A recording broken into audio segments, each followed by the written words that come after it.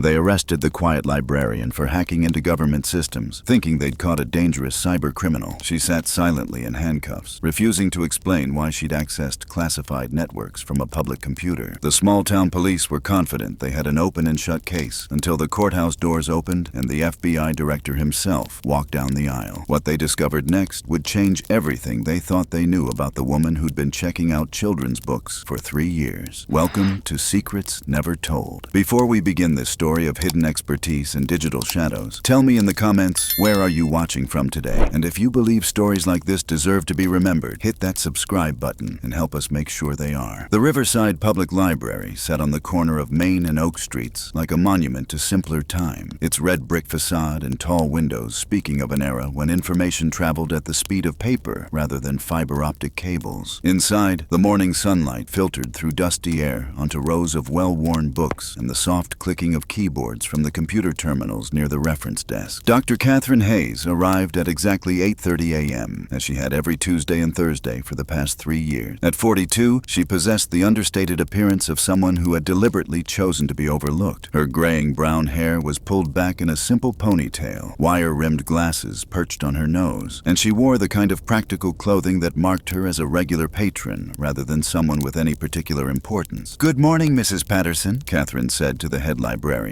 her voice carrying the soft politeness of someone who understood the value of maintaining pleasant relationships in small communities. "Morning, Catherine," Eleanor Patterson replied warmly. "Here for your usual computer time." Catherine nodded, signing her name on the clipboard that tracked public computer usage. For 3 years, this had been their routine. Catherine would spend 2 hours on Terminal 3, the computer tucked away in the corner near the local history section, then check out a selection of children's books that she claimed were for her neighbor's kids. What Eleanor didn't know was that Catherine Hayes had no neighbors, no children in her life, and no need for the doctor. Seuss and Harry Potter books that filled her weekly checkout record. What Eleanor also didn't know was that Terminal 3 had been carefully selected because it provided clear sight lines to all library entrances and sat in the Wi-Fi dead zone that forced users to connect to the library's hardwired Ethernet system. Catherine settled into her usual chair and powered up the computer, her fingers moving across the keyboard with the practiced efficiency of someone far more comfortable with technology than her librarian persona suggested. To any casual observer, she appeared to be checking email or browsing news websites. The reality was considerably more complex. Over the course of the next 90 minutes, Catherine accessed 17 different VPN servers, deployed encryption protocols that would have impressed graduate students in cybersecurity, and connected to networks that officially did not exist. Her work was methodical, careful, and completely invisible to the library's basic network monitoring system. What Catherine was doing was both highly illegal and absolutely necessary. 3 years earlier, she had discovered evidence of a cybersecurity vulnerability in critical infrastructure systems, a backdoor that could potentially allow foreign actors to disrupt power grids, water treatment facilities, and communication networks across the Pacific Northwest. The problem was that the vulnerability existed in systems operated by a defense contractor with connections high enough in government to bury any official investigation. So Catherine had gone underground, literally and figuratively. She had resigned from her position as a senior analyst with the NSA, moved to the small town of Riverside, Washington, and begun a methodical, patient investigation that could only be conducted from outside official channels. The children's books were cover for her weekly visits, and the quiet librarian persona provided the perfect camouflage for someone who needed to remain invisible while conducting some of the most sophisticated cyber investigation work on the West Coast. Today's session had yielded breakthrough information. Catherine had finally identified the specific entry points that foreign actors were using to probe American infrastructure. She had documented the methods, traced the origins, and compiled evidence that could prevent a catastrophic attack on civilian targets. All she needed was a way to get the information to the right people without exposing the investigation that had gathered it. Catherine was in the process of uploading her findings to a secure server when Terminal 3's screen flickered. For a moment, she thought it might be a hardware issue, but the pattern of the flicker was too specific, too rhythmic. Someone was actively monitoring her connection. Her blood went cold as she realized what was happening. The library's network was under surveillance, and her session had triggered some kind of automated security protocol. Whoever was monitoring the system knew that someone was accessing classified networks from Riverside Public Library. Catherine's training kicked in immediately. She began a careful shutdown process, closing connections in reverse order to minimize digital traces, but it was too late. Through the library's front windows, she could see 2 police cars pulling into the parking lot. Catherine. Eleanor Patterson's voice carried a note of confusion as she approached Terminal 3. There are some police officers here asking about computer usage. They say someone has been hacking from our computers. Catherine saved her work to an encrypted drive that she palmed with practice sleight of hand, then cleared the browser history with keystrokes that appeared casual but were actually part of a data destruction protocol she'd memorized years earlier. I'm sure it's just a misunderstanding, Catherine said calmly, rising from her chair as 2 officers entered the library. Officers, I'm Catherine Hayes. I understand you have some questions about computer usage. Officer Derek Martinez was young, ambitious, and completely out of his depth. In the 3 years he'd been with the Riverside Police Department, the most complicated case he'd handled involved a series of bicycle thefts. The call about cybercriminal activity at the public library was the kind of case that could make a career if handled properly. Ma'am, we've received reports of unauthorized access to government computer systems from this location, Martinez said, his hand resting on his service weapon out of habit rather than necessity. We need to speak with anyone who's been using the computers this morning. Catherine glanced around the library. Besides herself, only one teenager was using the computer, obviously working on homework. The choice was obvious. I've been using Terminal 3 for about an hour and a half, Catherine said, checking email and doing some research for a book I'm writing. Martinez's partner, Officer Lisa Chen, studied Catherine carefully. Something about this woman bothered her, though she couldn't put her finger on what. The woman's posture was too controlled, her breathing too steady for someone being questioned by police about computer crime. Ma'am, what kind of book are you writing? Chen asked. Local history? Catherine replied smoothly. I'm researching the founding families of Riverside. Mrs. Patterson has been very helpful with the archives. Eleanor nodded enthusiastically. Catherine's become quite an expert on our town's early days. She's been working on this project for months. Martinez pulled out a tablet and showed Catherine a screenshot that made her stomach drop. It was a network monitoring alert showing multiple encrypted connections originating from the library's IP address, connections to servers that belong to the Department of Defense and the National Security Agency. Ma'am, this shows someone using library computers to hack into classified government systems, Martinez said. That's a federal crime. Catherine studied the screenshot with the expression of someone trying to understand technical information beyond her comprehension. Officer, I'm afraid I don't understand what I'm looking at. I used the computer to check my Gmail account and browse some genealogy websites. Is it possible there's been some kind of mistake? Chen stepped closer, her instincts telling her that this conversation was not what it appeared to be. Ma'am, would you mind if we took a look at the computer you were using? Of course not, Catherine said, gesturing toward Terminal 3, though I'm not sure what you'll find. I just closed my email and was about to leave. Martinez began examining the computer while Chen continued her questions. The more she talked to Catherine Hayes, the more convinced she became that there was much more to this situation than appeared on the surface. Miss Hayes, what do you do for work? Chen asked. I'm retired, Catherine replied. I worked in data entry for a telecommunications company until a few years ago. Nothing very exciting. Which company? Catherine paused for just a moment. Northwest Communications. They were based in Seattle, but the company was sold and most of the employees were let go. Martinez looked up from the computer terminal. Lisa, I'm not finding anything obvious here. Browser history's been cleared, no suspicious downloads, but that doesn't mean much if someone knows what they're doing. Chen made a decision. Ma'am, I'm going to need you to come with us for questioning. This is a serious matter involving national security. Catherine nodded calmly. Of course, officer. Should I call my attorney? The question caught Chen off guard. In her experience, innocent people didn't immediately ask about lawyers when questioned about crimes they claim to know nothing about. That's your right, Chen said. But if you haven't done anything wrong, it might be easier to just answer a few questions at the station. Catherine considered this for a moment. Officer, I've been cooperative and polite. I've answered your questions and allowed you to search the computer I was using. If you're going to arrest me, please do so properly. If not, I'd like to continue with my day. The response was too practiced, too precise for someone with no experience in law enforcement encounters. Chen exchanged glances with Martinez, both officers realizing they were dealing with someone who understood police procedures better than most civilians. Ma'am, you're under arrest for suspected computer crimes and unauthorized access to government systems, Martinez said, reaching for his handcuffs. Catherine offered no resistance as they placed her in custody, but Chen noticed that her pulse remained steady and her breathing never changed. Most people being arrested showed physical signs of stress. Catherine Hayes appeared as calm as if she were checking out library books. As they led her to the patrol car, Catherine caught Eleanor Patterson's confused and concerned expression. Mrs. Patterson, could you please water my plants? I'm not sure when I'll be back. Eleanor nodded, though the request seemed oddly specific for someone who claimed to be innocent of any wrongdoing. The drive to the river Riverside police station took 12 minutes, during which Catherine said nothing beyond confirming her name and address. Chen used the time to run Catherine's information through various databases, finding exactly what she expected. A clean record, minimal digital footprint, and background information that was just detailed enough to be believable, but just sparse enough to be suspicious. Detective Ray Morrison had been with the Riverside Police Department for 15 years, long enough to recognize when a case was more complicated than it appeared. The call about cybercriminal activity at the public library had seemed straightforward until he reviewed the preliminary information Martinez and Chen had gathered. Catherine Hayes sat across from him in the interview room, still handcuffed, her expression unchanged since her arrest. Morrison had interviewed hundreds of suspects over his career, and he'd never encountered someone so completely composed under pressure. "Miss Hayes," Morrison began, opening a thin file, "I've been reviewing your background, and I have to say, it's remarkably unremarkable. No criminal record, no traffic violations, employment history that checks out but is difficult to verify in detail." Catherine remained silent. "The thing is," Morrison continued, "the technical evidence suggests that someone with very sophisticated skills used the library's computers to access classified government networks. That's not something your average person could do, even with instructions from the internet." Catherine's attorney, public defender James Walsh, shifted uncomfortably in his chair. He'd handled hundreds of cases over his 10-year career, but most involved DUIs, domestic disputes, and petty theft. Cybercrime investigations were outside his experience. "Detective, my client has been cooperative since her arrest," Walsh said. "The evidence against her appears to be circumstantial at best." Morrison leaned back in his chair. "Mr. Wall, the circumstantial evidence includes network logs showing that someone accessed NSA and DoD servers from the computer your client was using. That's a federal crime with a potential sentence of 20 years in prison." For the first time, Catherine spoke. "Detective, what exactly are you alleging I did?" Morrison consulted his notes. "The technical analysis suggests that someone used advanced encryption and multiple proxy servers to access classified government systems. They downloaded terabytes of data and uploaded files to servers we can't even identify." Catherine appeared to consider this information. "That sounds like something that would require extensive training in cybersecurity and intelligence systems." "Exactly," Morrison said, "which is why your background doesn't make sense. You claim to be a retired data entry clerk, but the computer skills required for this type of operation would typically come from military intelligence, federal law enforcement, or advanced academic training." Catherine's silence stretched on until Morrison tried a different approach. "Miss Hayes, let me be direct. We think you're not who you claim to be. We think you have training and experience that you're not telling us about. And we think you've been using the library as cover for some kind of ongoing intelligence operation." Catherine finally looked directly at Morrison. "Detective, I've answered all the questions I'm going to answer without more specific legal representation." Morrison studied her face, looking for any sign of deception or nervousness. What he saw was the expression of someone who had been through much more stressful situations than a small-town police interrogation. The breakthrough came 6 hours later when FBI agent Sarah Coleman arrived from the Seattle field office. Morrison had reluctantly called federal authorities when it became clear that the case involved classified systems beyond local jurisdiction. Agent Coleman reviewed the technical evidence with a level of expertise that immediately made Morrison feel out of his depth. After 30 minutes of analysis, she requested a private meeting with Catherine. "Miss Hayes," Coleman began, "I'm going to be direct. The type of system access we're seeing here isn't random hacking. It's targeted intelligence gathering focused on critical infrastructure vulnerabilities. That suggests either foreign intelligence operation or authorized investigation." Catherine remained silent. "The problem is," Coleman continued, "there's no record of any authorized federal investigation targeting these systems, which means either you're working for a foreign government or you're conducting unauthorized intelligence work." Coleman paused, studying Catherine's reaction. "There's a third possibility. You're someone with authorized access who's working outside official channels for reasons I don't understand yet." Catherine's expression shifted almost imperceptibly, and Coleman caught it. "That's it, isn't it?" Coleman said. "You have or had legitimate access to these systems, but you're investigating something that can't be handled through normal channel." After a moment, Catherine spoke. "Agent Coleman, if I were to hypothetically cooperate with your investigation, what kind of protection could you offer?" Coleman leaned forward. "That would depend on what you're hypothetically investigating and why it can't be handled officially." Catherine was quiet for several minutes, clearly weighing options. Finally, she said, "I need to make a phone call, not to an attorney, to someone who can verify my my identity and authority to conduct this investigation. Coleman felt her pulse quicken. In 15 years with the FBI, she'd learned to recognize the moment when a complex case was about to crack open. "Who do you need to call?" Coleman asked. Catherine met her eyes directly. "The director." The next morning, Riverside Municipal Courthouse experienced the most dramatic scene in its 60-year history. Word had somehow leaked that the federal cybercrime case would be resolved at a special hearing, drawing curious locals and several individuals who no one could identify, but who carried themselves with unmistakable official bearing. Judge Robert Sterling took his seat at the bench, reviewing the case file with visible confusion. In 23 years on the bench, he'd never seen a case that involved so many sealed documents and federal security clearances. "In the matter of United States versus Catherine Hayes," Judge Sterling announced, "I understand there are unusual circumstances that require closed proceedings." Before the federal prosecutor could respond, the heavy oak doors at the back of the courtroom swung open. FBI Director Michael Harrison entered, flanked by two senior agents. The effect was immediate and electric. Several people in the gallery stood instinctively, recognizing the nation's top law enforcement official. Director Harrison walked directly to the bench and addressed Judge Sterling. "Your Honor, I carry documentation that requires your immediate attention regarding this case." Judge Sterling's hands trembled slightly as he accepted the sealed envelope. The classification markings were unmistakable. Top secret, special access only. As he read the contents, his expression shifted from confusion to surprise to something approaching alarm. After several minutes, Judge Sterling looked up. "In light of documentation provided by the Federal Bureau of Investigation, all charges against the defendant are hereby dismissed with prejudice. This case is sealed under national security provisions." The courtroom erupted in confused murmurs as Director Harrison approached Catherine. For the first time since her arrest, she stood with military precision, her civilian clothes unable to conceal the bearing that now seemed obvious to everyone watching. "Dr. Hayes," the director said formally, "the Bureau apologizes for this situation. Operation Silent Guardian was classified at the highest levels. Your cover should never have been compromised." The word "doctor" rippled through the courtroom like electricity. Catherine's transformation was immediate and striking. No longer attempting to appear ordinary, she stood tall, shoulders squared, every movement reflecting years of intelligence training. "Sir," Catherine said, her voice now carrying unmistakable authority despite its quiet tone. "The investigation uncovered evidence of foreign infiltration of critical infrastructure system. The data is ready for analysis." Director Harrison's response silenced even the whispered conversations. Dr. Hayes prevented what could have been a catastrophic cyber attack on civilian targets. Her 3-year investigation identified security vulnerabilities that we've now closed. Detective Morrison, watching from the back of the courtroom, felt his understanding of the case completely transform. They hadn't arrested a cybercriminal. They had detained one of the country's most valuable intelligence assets. Outside the courthouse, Director Harrison provided a brief statement to the gathered reporters. "Dr. Catherine Hayes is one of our nation's foremost experts in cybersecurity and critical infrastructure protection. The details of her recent work remain classified, but I can assure you her efforts have made our country significantly safer." Catherine, now wearing an FBI windbreaker that someone had provided, spoke publicly for the first time since her arrest. "The work continues," she said simply. "Threats to our digital infrastructure are constant, and vigilance is the price of security." Eleanor Patterson, who had driven to the courthouse to support her regular patron, approached hesitantly. "Catherine, I hope I didn't cause any problems by cooperating with the police." Catherine turned to her with something approaching a smile. "Mrs. Patterson, you did exactly what you should have done. Your cooperation helped maintain the investigation's security." As the federal convoy prepared to leave Riverside, Detective Morrison approached Director Harrison. "Sir, is there anything my department should know about other ongoing operations?" Harrison considered the question carefully. "Detective, there are people in communities across America whose real work involves protecting national security. Most of the time, they're invisible. When they're not, it usually means something important is happening." Catherine paused before getting into the federal vehicle. "Detective Morrison, your interrogation techniques were professional and thorough. If you're ever interested in federal work, the Bureau is always looking for experienced investigators." As the convoy disappeared down Main Street, Riverside returned to its quiet routine. The library reopened. Terminal 3 was quietly replaced with a newer model, and Eleanor Patterson continued helping patrons with their research. But sometimes, late at night when she was closing the library, Eleanor would look at the corner where Catherine used to sit and wonder how many other quiet patrons were more than they appeared to be. 3 months later, Detective Morrison received a phone call that would change his career. He was invited to join a federal task force investigating cyber threats to small communities. His first case involved a suspicious person using computers at a library in Oregon. The cycle continued, with hidden guardians maintaining their watch from the shadows, protecting a nation that would never know their names or understand their sacrifices. Have you ever wondered about the quiet people in your community who might be more than they appear? Share your thoughts in the comments below and let us know what city you're watching from today. Thank you for watching Secrets Never Told. If this story moved you, please subscribe and share it with others who appreciate tales of hidden service and digital guardians. These stories matter, and your support helps us tell them. Until next time, remember that protection often comes from the most unexpected places, and heroes don't always announce themselves.